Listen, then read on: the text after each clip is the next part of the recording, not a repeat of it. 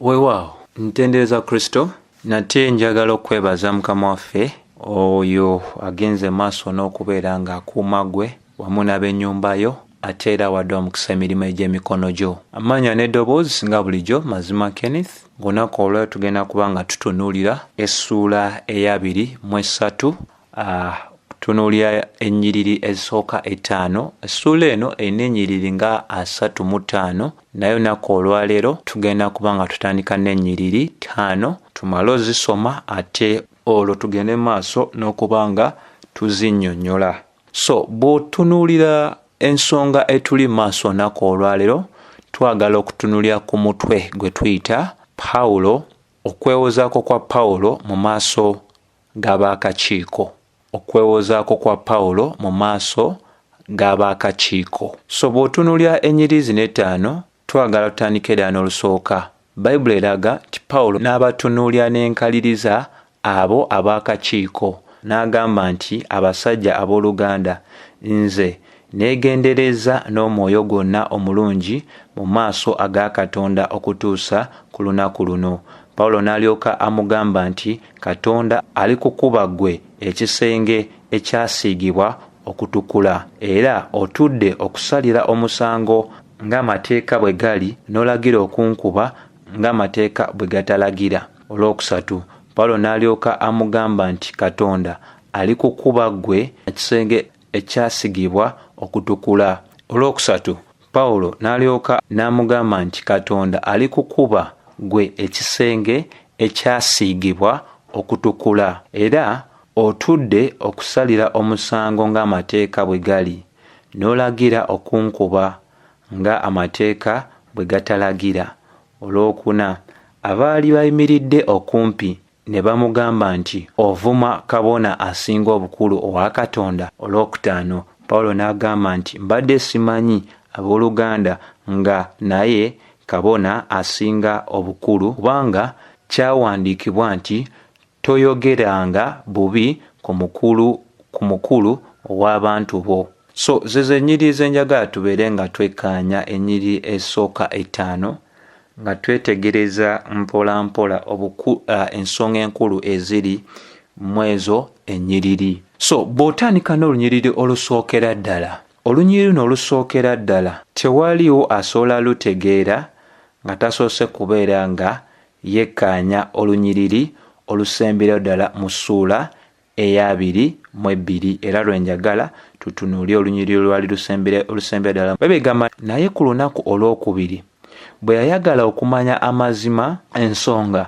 Abayudaaya gye bamulanze okumuloopa, n'amusumulula n'alagira bakabona abakulu n'olukiiko lwonna okuŋŋaana aleete Pawulo n'amuteeka mu maaso gaabwe. Kati awo we waviira ddala ensonga ezisimbibwa mu ssuula eya 23 nti Bayibuli eyogera ku baakakiiko. Akakiiko kano kaali kakolebwa be tuyita bakabona abakulu era n'abantu abalala. Kati tusobola okugamba kuno kwe kwewozaako kwa Pawulo okw'omulundi ogwokubiri. Omulundi ogwasooka nga bwe twalaba luli yagenda maaso n'okuba nga yeewozaako mu maaso g'enkumuliitu ey'abantu abaali bagenda maaso n'okuba nga bawogana nga boogera kino boogera kiri.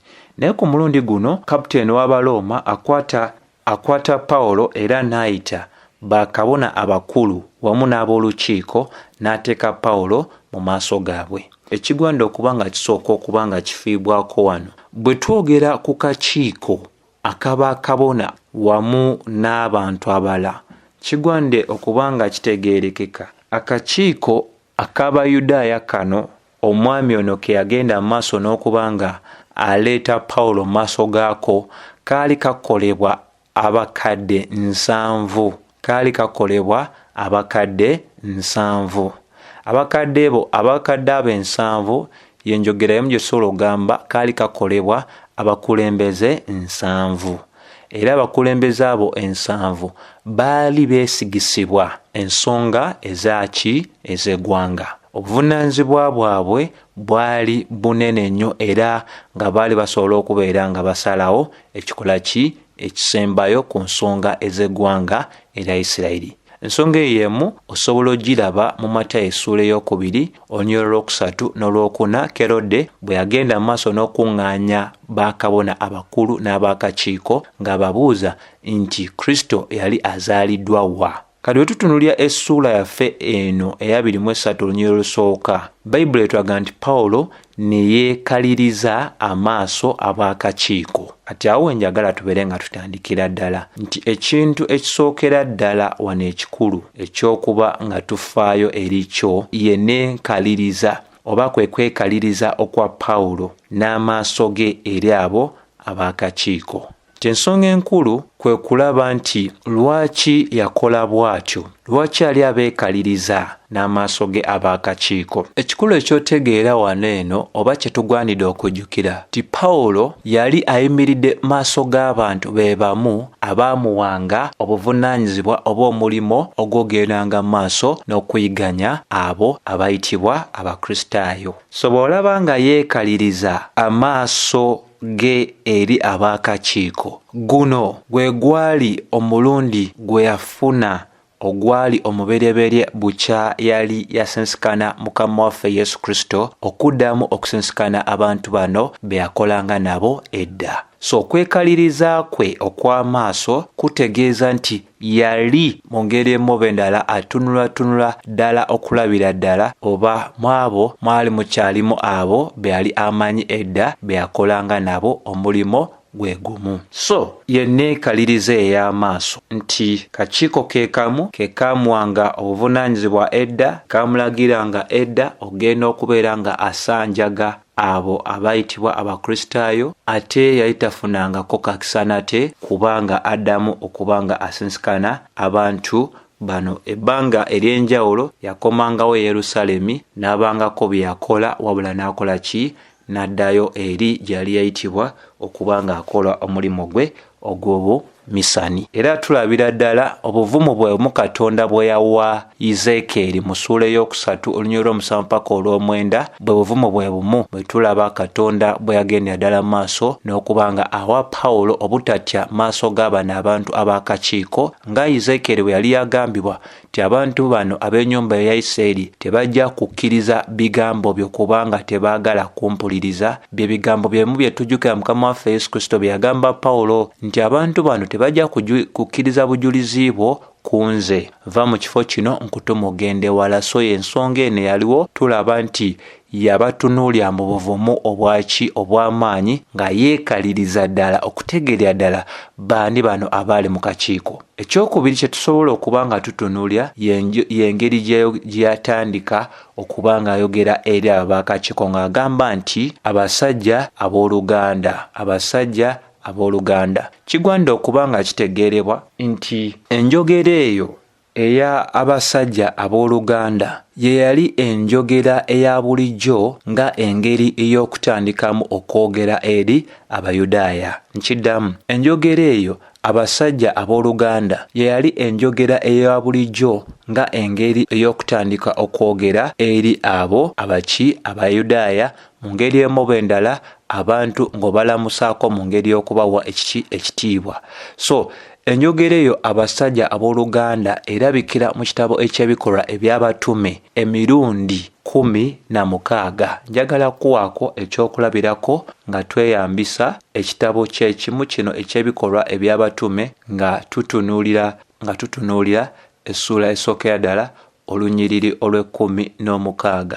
Peetero bw'agolokoka okwogera ku nsonga ey'ebyo byali bituuseewo ku Yuda, atandika bw'ati agamba abasajja abooluganda. Nga tuvuddewo awo tusobola n'okutunuulira mu ssuula ey'okubiri olunyiriri olw'29. Essuula ey'okubiri olunyiriri olw'29 lulaga lutya?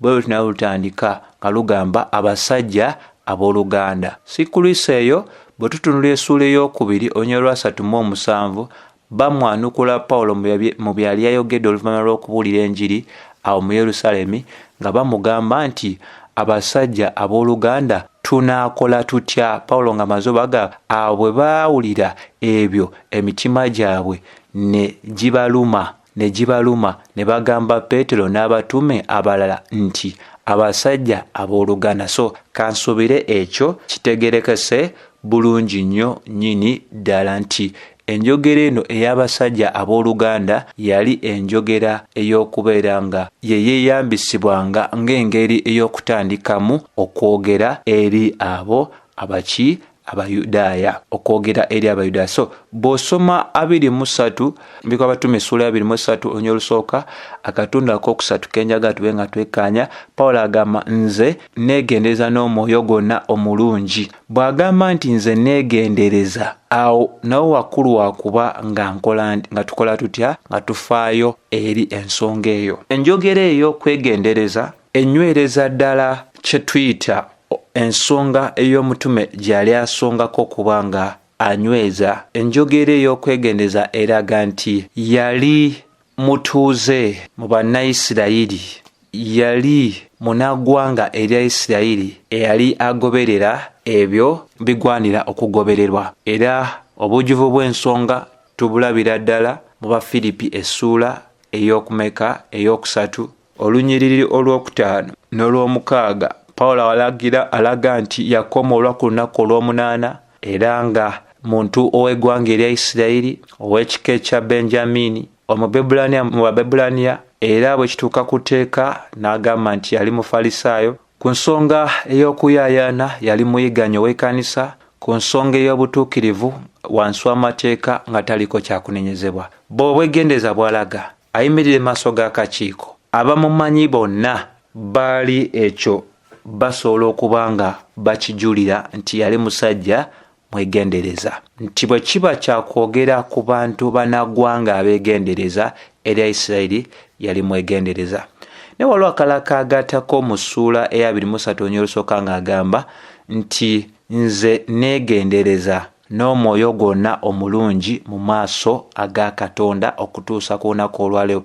Kati ensonga ey'okuna gye tulabaawo y'ensonga gy'agamba nti n'omwoyo gwonna omulungi mu maaso ga Katonda. Ensonga ey'omwoyo gwonna omulungi mu maaso ga Katonda, essonga kwebyo Pawulo byakolanga, ekiruyi kye, omulimo gwe yakolanga ogw'okwiganya, ye yalowooza luli bwe yali tannaba kuloka nti ekyo kye yagendanga mu maaso n'okukola n'okwiganya ekkanisa, okubeera nga yeganya Abakristaayo, nti kye kyali ekintu ekituufu eky'okukola. So mu byonna byakolanga ebyo eby'okwiganya ekkanisa, ye mu ndowooza ekyo kyayita omwoyo omulungi, nti ebyo byakolanga yalowoozanga byebyo ebyali bigwanidde okuba nga bikolebwa.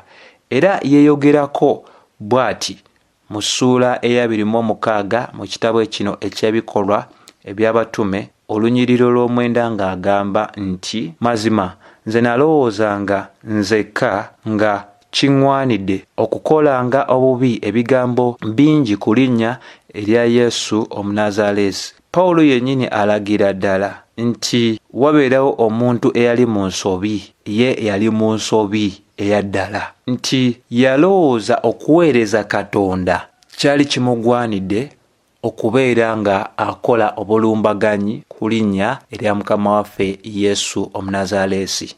Ekinywereza ddala ebigambo ebya Mukama waffe Yesu Kristo bye yayogera bwe tuba tujjukidde okuva mu Njiri eya Yokaana essula ey'okumin'omukago bw'atyo bwe agamba nti baana abagobanga mu makuŋŋaaniro, weewaawo ekiseera kijja buli anaabattanga anaalowoozanga nga aweereza Katonda. Yoyo Pawulo nti bw'agamba nti nze neegendereza n'omwoyo gwonna omulungi mu maaso aga Katonda, ekyo kyali agenda maaso n'okuba ng'alaga ebyo byakolanga, ye yalowoozanga yali aweereza eri Katonda. Kuyiganya ekkanisa, kola ebyo byonna byakola, ye yali alowooza aweereza eri Katonda, n'ate era byebyo Mukama waffe Yesu byali aweerako dda obunabbi tibyali byakutuukawo, era abantu bangi bajja kuba nga bakola ebintu mu nsobi nga balowooza nti bye bakola mu nsobi bibaleetera kubanga baweereza eri Katonda, ng'abantu abagenda mu maaso n'okusomesa ebintu ebikyamu olunaku olwaleero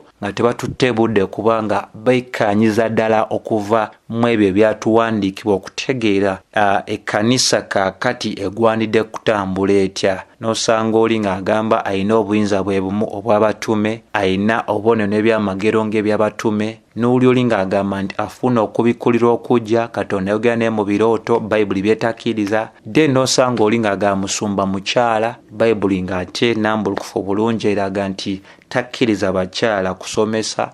Then n'osanga omulala ng'agamba nti nabbi, omulala agamba mutume, ate nga tumanyi obutume bwakomezebwa kuba mulimu ogwali gwabawebwa gwalina ekiseera ekyali ekigerera ekiseera ekyo kasita kyakomezebwa mu kuba nti omulimu ogwali gumaze okuba nga gubaweebwa gwali gukomye n'obutume bwabwe oba yafeesi yabwe yalina okukomezebwa. So bantu bangi rero bakola ebintu nga babikola nga balowooza nti babikola mu mwoyo omuki omulungi mu maaso ga Katonda, naye obutamanya bwabwe badibaze ate ne basukkuluma ku ebyo ebyatuwandiikibwa. Nga Pawulo bwe yali ye yalowoozanga nti kyali kimugwanidde okukola obubi ebigambo bingi ku linnya erya Kristo Yesu Omunazaleesi, paka akadde kali we yatuukira ddala okubeera nga ategeerera ddala nti ekiruyi kye kyonna n'emirimu egyo gye yakola yabikola nate nenga yabikola mu butamanya, era Mukama waffe Yesu yamusaasira.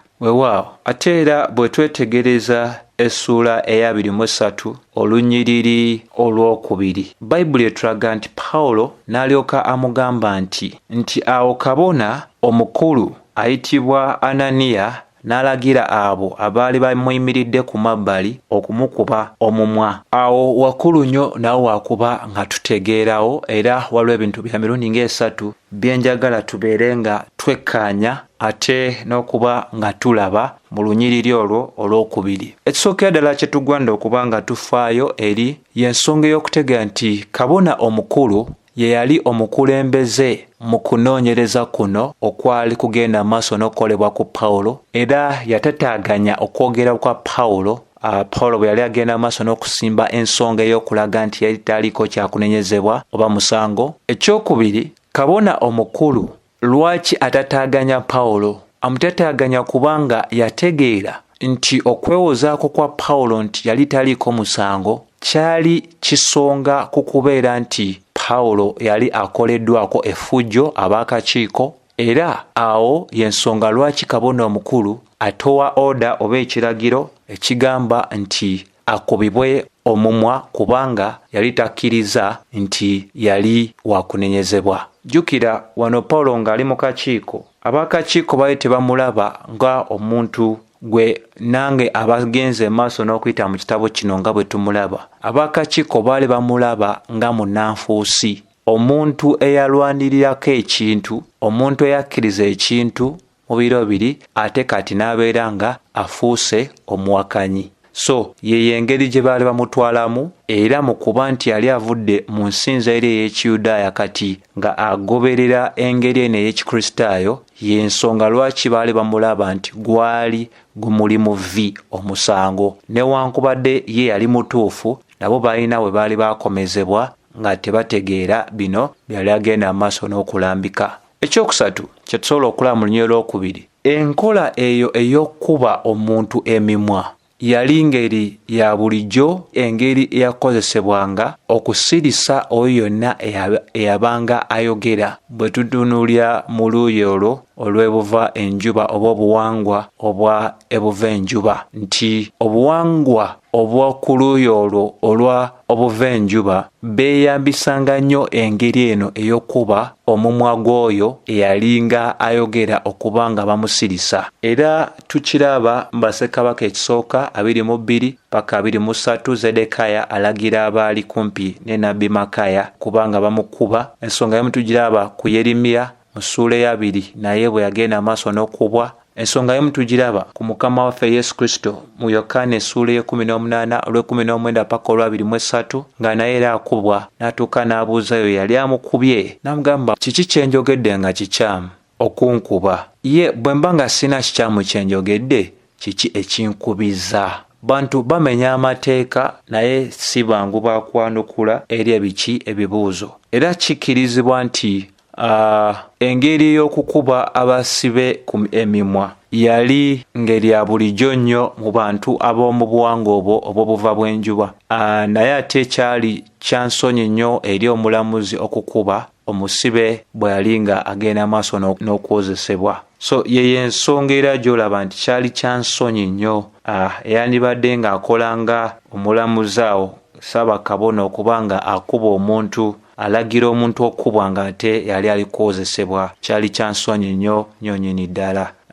Tukiraba nga kabona bw'atyo yalina ensobi gye yakola. Butunula okusatu awo Pawulo n'ayanukula n'agamba nti Katonda anaakukuba ggwe ekisenge ekyasiigibwa okutukula. Otudde ku Nnamulondo okunnamula ng'ogoberera amateeka naye ate togoberedde mateeka n'olagira bankube. Yali enjogera ya Pawulo, era ennyanukula eyo eraga obutali bumativu eri Ssaabakabona kubanga yagenda maaso n'okulagira Pawulo okubeera nga akubwa ate nga yali tanaba kulamulwa nti alina ensobi yonna gye yali akoze.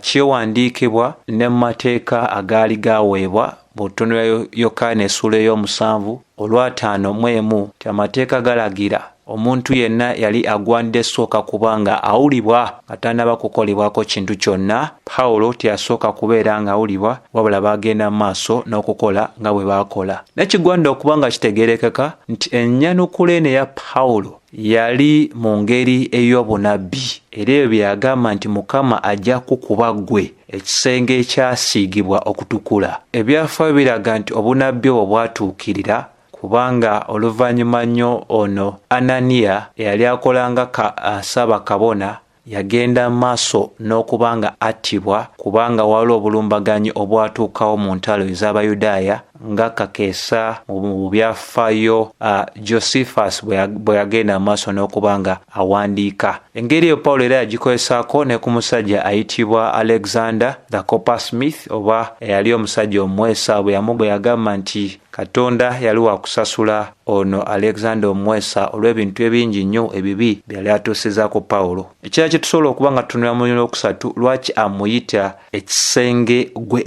ekyasiigibwa okutukula. Ekisenge ekyasiigibwa okutukula y'emu ku njogera eyakozesebwa Mukama waffe Yesu Kristo okulagira ddala obunnanfuusi obwali ku bakulembeze ab'eggwanga erya Isirayiri okwali abanyonyozi b'amateeka, okwali Abafalisaayo n'Abasaddukaayo, ng'alagira ddala nti baali banyirivu kungulu naye munda baali bajjudde buvundu, baali bajjudde obukuusa n'okubeera nga tebaali bantu ba kigambo kyabwe. Nti ye yakitwala yakinnyonnyola ng'alaga nti baalabikanga entaana ezinyirira kungulu naye nga munda zijjudde amagumba ag'abafu. Ekigambo ekyo ekisenge ekyasiigibwa okutukula nti kirabika ng'ekirungi kungulu naye nga munda kifu. Ensonga eyo esonga ku kye tuyita embeera ey'obunnanfuusi. Pawulo alaga nti ono eyali akolanga Ssaabakabona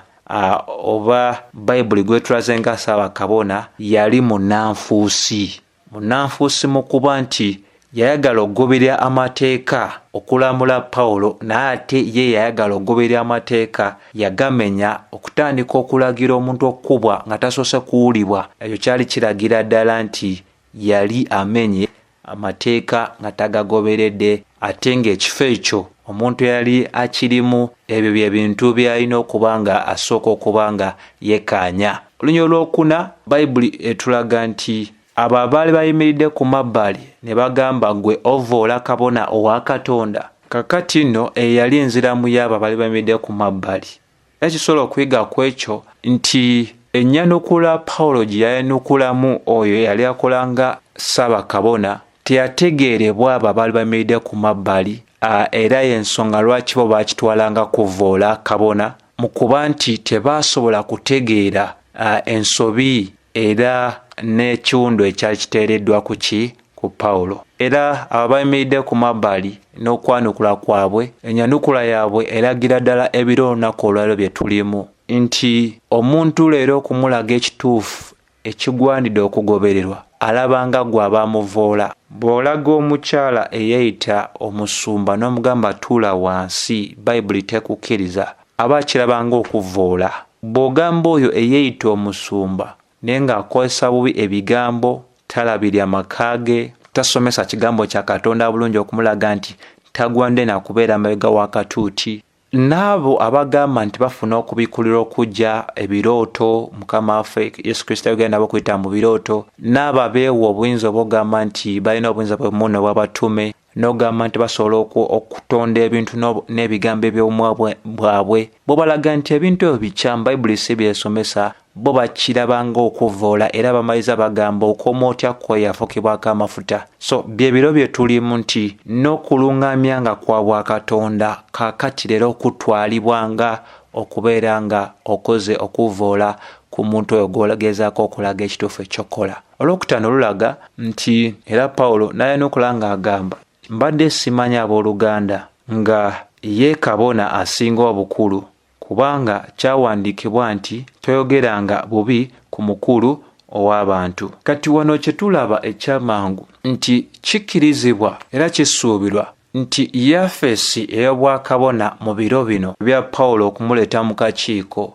yalina enkyukakyuka ez'obuli kiseera. Ate n'ekirala mu kuba nti Pawulo tiyamala biseera biwanvu mu Yerusaalemi, mu kuba nti yali yayitibwa eri mu bannagwanga okukolereyo omulimu gwe ogw'obumisani, ebbanga eddene lyamala eri tyamanya era tyategeera ani yali kabona. Ekyokubiri kye tusobola okuba nga tunyweza nti Pawulo ayanukula mangu eri ekyo ekyali kimaze omugambibwa nti yali avodde kabona wa Katonda omukulu. Lwaki ayanukula mangu? Ayanukula mangu mu kulaga nti byayogera tiyabikola mu mbeera ey'okubanga nti yali agenderedde okubeera nga mu ngeri emu oba endala ayisa amaaso oba amenya etteeka, si mu kuba nti yali agezaako okuzzaayo ebigambo bye, wabula Pawulo mu kuba nti yali amanyidde ddala etteeka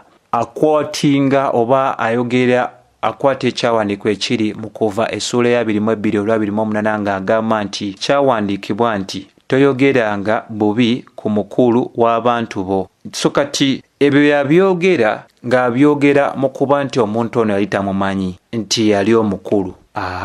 So singa yali mukulu yali badde nga teyagenda maaso kwesanga bwe yeeyisa tibamukuba emimwa. Era Pawulo okwewuunya kwe nti ono yali kabona kwe kumwogeza bino byagenda amaaso n'okwogera, si nti eno yali azzaayo ebigambo byali ayogedde, wabula bino byali ayogera byali bigambo ebyali mu ngeri y'okuba nti alaga nti singa bwekityo bwe kyali nti ono yali Pawulo tagwande kwogera nga bwe yagenda amaaso n'okuba nti ayogera, naye yayogera byayogera kubanga enneeyisa eya kabona ono yeewuunyisa nnyo Pawulo okuba nti kabona agamba okukozesa etteeka okulamula omuntu ate nga taligoberera. Pawulo yeewuunyiza ddala, ate okootinga kino ekyandikibwa alaga nti yali amanyidde ddala nti kyali kikyamu okwogera eri omukulu ow'abantu ba Katonda mu bigambo nga tebyali biki birungi. Tujjukire bulungi nti ne mu biro bino we twogerera paka kaakati obwakabona bwali bwakyusibwa ddanga Baebbulaniya 8:1 bweraga Yesu Kristo ye Ssaabakabona omukulu, ne Ananiya yali awo nga kisiikirize mu bujeemu obwa Isirayiri okubanga basigala nga bateekawo ekyo kitaaliwo. So kye tusobola okuba nga tugamba. So ate okwogera ebigambo ebibi eri omukulu w'abantu bo kyali tekikoma ku kabona eka, wabula kisaasaanira ddala mu bantu ab'enjawulo Katonda baba atadde mu kifo nga kya bukulembeze. So kyali tekikoma ku kabona yeka. So zimu ku nsonga zenjagadde tubeere nga tufaayo erizo, kulagira ddala nti amazima gali nti bantu bangi bakola ebintu nga balowooza bikola mu mwoyo mulungi, naye ng'ate ebintu ebyo bikosa, ebintu ebyo tebigatta ku mubiri gwa Kristo Yesu. Ate bangi abaagala okwekweka wansi w'etteeka n'ate ne batagondera kiteeka kirikola kiriragira. Ate n'otegeera nti singa twategedde nti wabula obukyamu bwe tuba tukoze tubeere bangu bakwenenya n'okulaga ensobi kituba tugiguddemu n'okukyuka. So wantesobola ogamba nti omutume bino byonna byayogera yabyogera kubanga byali bigwanidde okwogerwa omuntu ono yayagala okukozesa etteeka naye ate etteeka yennyini ng'alirwanyisa mu kubeera nga ate anyiga oli ate gwanyiga Katonda yali amuyamba kuba nti ebintu bino yali abimanyidde ddala bulungi. So bwe yeeyambisa kiri ky'amanyi ate bano banyiga buki bunyiizi ate abala ne bakiyita okuvoola. So Mukama n'abakkiriza tujja kuba nga tutunulya emboozi eno mu kitundu ekyokubiri egenda wa ekomawa okuba nga twekkanyiza ddala. So njagala ogamba nti ekisa kya Mukama waffe Yesu Kristo kibeere eri mmwe mwenna. Amiina.